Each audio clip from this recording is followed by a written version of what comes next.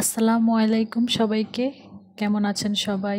আশা করি সবাই ভালো আছেন, সুস্থ আছেন।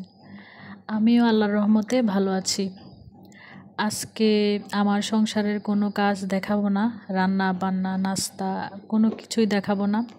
সারাদিন অনেক ব্যস্ত ছিলাম, তো ভাবলাম যে মেয়ে যেহেতু এই কাজটা করেছে, তো এই ভিডিওটা আজকে আপনাদের সাথে শেয়ার করি। আসলে মেয়ের স্মৃতির জিনিসটা আর একটু স্মৃতিময় করার জন্যই মূলত এই কাজটা করা। মোট কথা হচ্ছে স্মৃতিময় জিনিসগুলোকে স্মৃতি হিসেবে সারা জীবন আমার আইডির মধ্যে থাকবে।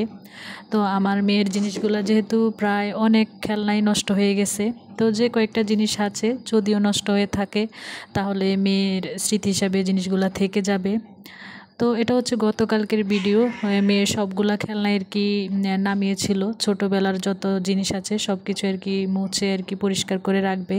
আর যেহেতু মেয়ের পরীক্ষা শেষ, তো আর কি করবে, একটা একটা করে কাজ আর কি গুছিয়ে রাখছে ঘরের, ওর যা কিছু আছে আর কি। তো এখানে কিন্তু যতগুলা খেলনা আছে এগুলা কিন্তু সব মেয়ের, এখানে কিন্তু ছেলের কোনো খেলনা নাই। তো ছেলের খেলনা বলতে গাড়ি, তারপরে প্লেন, পিস্তল, অনেক কিছু আছে। তো ওইগুলো শেয়ার করলাম না, এখানে যা আছে সব কিছুই আর কি মেয়ের। তার মধ্যে আমার দুটা জিনিস আছে আর সবগুলাই কিন্তু মেয়ের আর কি।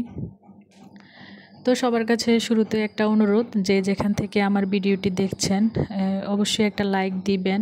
আর আমার চ্যানেলে যদি কেউ নতুন হয়ে থাকেন প্লিজ সাবস্ক্রাইব করে আমার পাশে থাকবেন। আর আমার মেয়ের খেলনাগুলা কেমন অবশ্যই কমেন্টের মধ্যে জানাবেন যে কেমন হয়েছে, মানে খেলনাগুলা। যাই হোক, এখানে কিন্তু খেলনাগুলা বলতে এখানে সিন্ড্রেলার গাড়ি আছে, একটা ঘোড়ার গাড়ি। যে বাচ্চারাই আমার ঘরে আসুক না কেন তাদের কিন্তু এই গাড়িটার উপরে আকর্ষণ বেশি থাকে। আর এখানে যে ছোট্ট একটা হারিকেন শোপিস, যেটা এখন আমি মুছতেছি, তো এটা কিন্তু আমার হাজব্যান্ড আমাকে গিফট করেছে। এখানে দুটা জিনিসই শুধু আমার। তো এটা আমরা সিলেটের কি ঘুরতে গিয়েছিলাম, তো ওইখানে আর কি উনি আমাকে এটা কিনে দিয়েছিল। তো এটাও আমি আর কি স্মৃতি হিসাবে রেখে দিলাম। আর আর এই যে শোপিসটা, এটাও আমার হাজব্যান্ড আর কি আমাকে দিয়েছে। একটা কি, ও আচ্ছা মনে হয়েছে, এটা হচ্ছে আমার ম্যারেজ ডেতে আর কি গিফট করেছিল, ওই যে ওই শোপিসটা।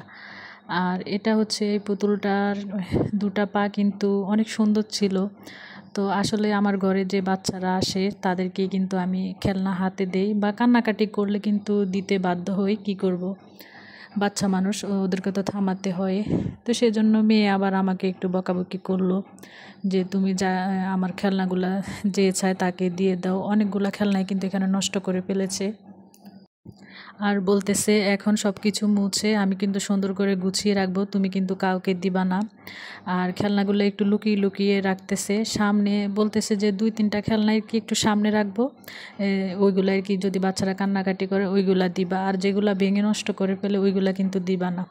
আমাকে আবার কিন্তু মেয়ে বলতেছে। আর সবগুলা পাখির নাম, খেলনার নাম কিন্তু মেয়ে জানে, আসলে আমি কিন্তু সবগুলার নাম জানি না। আমি আবার বললাম যে তুমি একটু কাগজে লিখে দাও, আমি তাহলে বলতে সুবিধা হবে। পরে আসলে এটা করা হয়নি। যাই হোক, এখানে কিন্তু মেয়ে সব কিছু মুছে পরিষ্কার করে কিন্তু সব কিছু আবার গুছিয়ে রাখতেছে আর কি। আর এই ঘড়িটাও ওর জন্মদিনে আর কি গিফট পেয়েছে। তো আজকে ভিডিও আর বেশি বড় করলাম না, সবাই ভালো থাকবেন, সুস্থ থাকবেন, আল্লাহ হাফেজ।